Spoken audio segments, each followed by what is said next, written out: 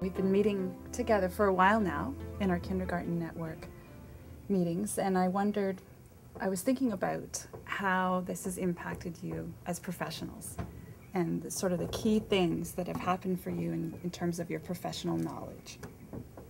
Well, I know for me, my role as a teacher has certainly changed, and I feel that I'm much more of a facilitator now, and I've learned to speak less and listen more and let the children do the speaking. My role now is to basically engage children in their own learning process so that way it can become more relative to them and they could basically adapt it to their everyday lives. That's what I found. I think for me it was just going back to the Catch article right at the beginning. I tend to be all about the reading, and so just where they mentioned that, of course, oral language is the foundation for everything that sort of needs to build on top of it. So that was something I needed to really base my program on. And I've certainly learned from you and with you that by engaging teachers in the research and using their observations, it makes a big difference for the children in their classrooms.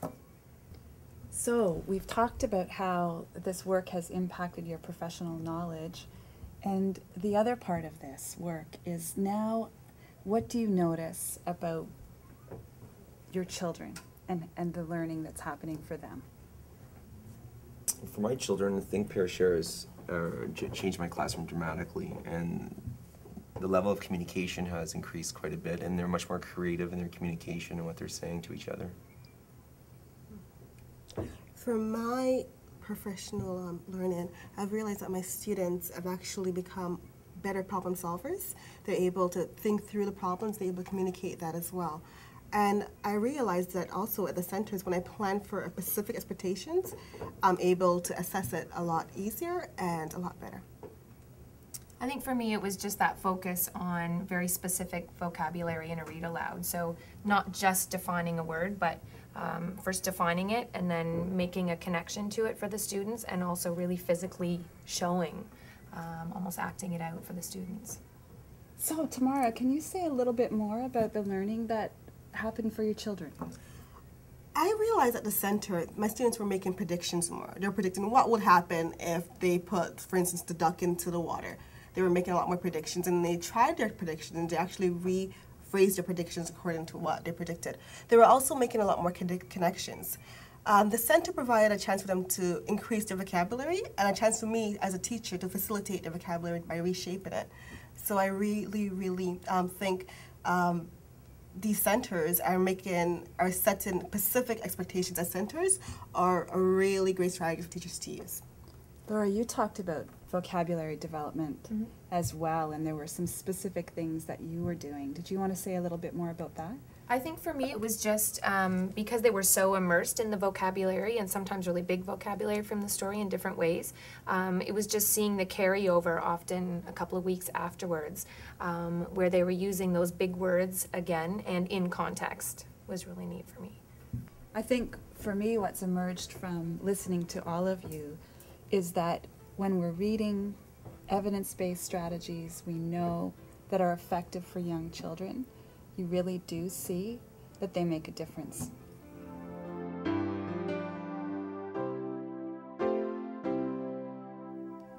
For me personally, the K networks have given me a chance to practice my facilitation skills.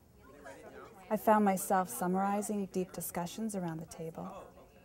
So we talked a lot about the things that are in place, and it's finding that balance between setting a framework up so that kids are getting that bigger idea that, again, we talk for different purposes. There's a role of the listener, and you've all talked about how you've embedded yourself in that routine so they can see it that way. And we talked a lot about just trusting that the kids will rise to that occasion regardless of their social realities, that they will have important things to say, right? And then there'll be some of those, more precious moments where someone says something that is incredibly profound. I've also tried to extend the thinking, but I just think that this is another layer in particular for English language learners, that these routines are places that are incredibly important, or special needs learners like the children that you work with on a daily basis, because it's in the context of the living and the doing, right? So we appreciate you sharing those things, but just again, just getting that message out to 4 and 5-year-olds that there are different purposes for talk, and we're far, far away from, you know, you're quiet in this setting and we can talk here and use quiet voices here and indoor voices here and outdoor voices here, right? We're far, far beyond that in our thinking and what we're providing for children in terms of talk. By asking probing questions, I've tried to help people make connections between their classroom practice and their new learning. So as I was listening, I noticed that there was some very clear things that all of you had been thinking about in terms of the routine and talk. Were there things that you noticed that were common, even though you're in different settings? One of the things I heard a couple of times was just the importance of modeling, and I think people didn't even recognize it necessarily, but like Tamara was saying, well, they like it because I do it. I sit right down on the floor with them. First I show them, and then I get right in with my own partner and I do it and show them how it's done every single time, I think. And a few other people said that too. I show them. And also how having all of these routines in place for talk shows that we think it's important that they're talking. I read the article just a little bit at the beginning, and it says most children are required to be quiet throughout the day. And I wrote, yikes.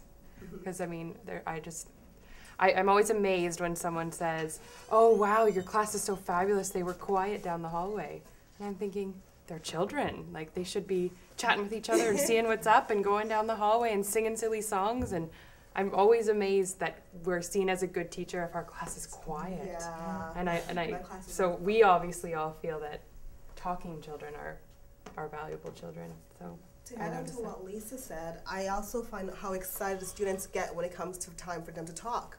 They are allowed to be themselves and express themselves freely without hearing shh, shh, shh.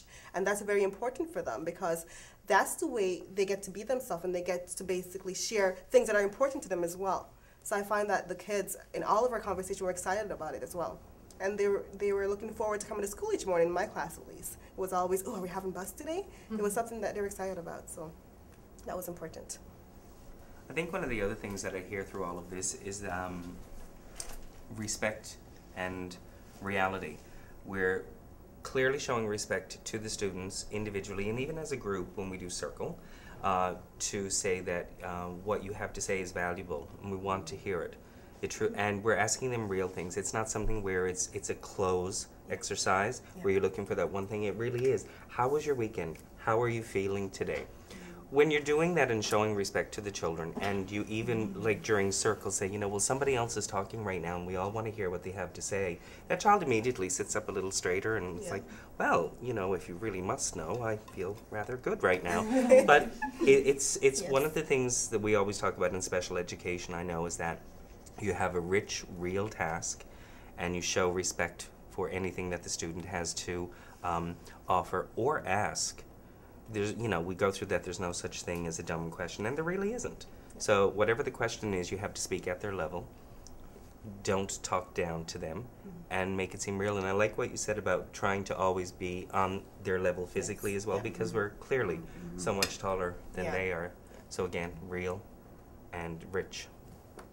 And finally, I see it as part of my role to synthesize the learning and generate the big ideas.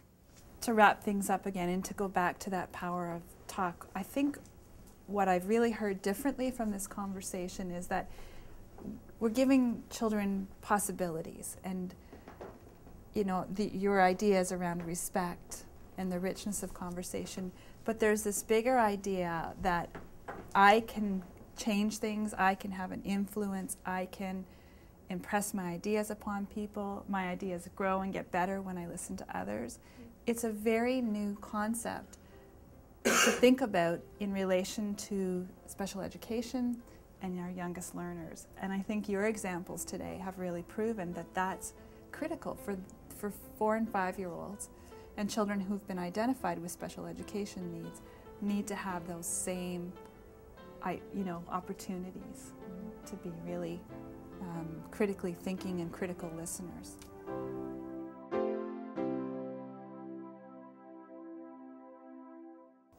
At our school, one of the main areas of focus that we have is the whole development of oral language, because many of our children just do not have that capacity developed before they arrive here on the site for learning. And so therefore it is so important for us to give them the opportunity to work in situations where they can develop that and go on, because it is so basic to the rest of the learning that they will continue to do as they move through school. As the principal of this school, I believe that the kindergarten network has brought together my staff to work even more collaboratively than they already did, as well as given them the opportunity to get out and meet with other teachers within our family of schools.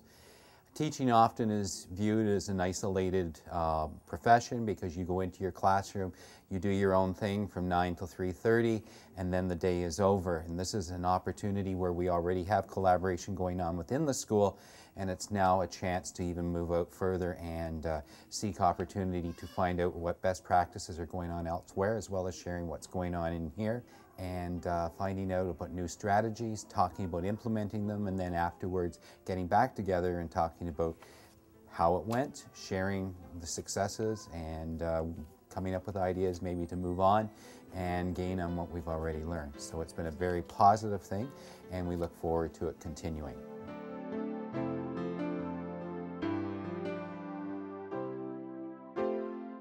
I would like to quote Michael Fullen regarding staff development, because the purpose is not just to implement instructional innovations. Its central purpose is to build strong collaborative work cultures that will develop the long-term capacity for change. So what we are trying to do is to build a long-term capacity among kindergarten teachers in the family of schools. So networking is essential. It provides a forum for colleagues to pursue an ongoing examination of research and classroom factors that influence student learning. It's a collaborative commitment as well that brings learners together with a common vision. And the networks provide a forum for different perspectives and ideas. And I think we've seen that kindergarten teachers have grown in this respect by sharing those perspectives, new ideas. So when we look at why networks are important, they promote the concept of teachers as professionals. They are really masters of their craft. And they address the integral components of daily school life, such as classroom practice, student outcomes, and school life in general. School as an organization. Networks develop ongoing meaningful dialogue, which is what is critical for kindergarten teachers. And as staff members, they do it in a forum where there's a respectful interchange of ideas. And of course, networks acknowledge that each person brings expertise to the table that can be shared. Kindergarten networks provide a forum where committed participants create new knowledge that affects perspectives, practices, and policies.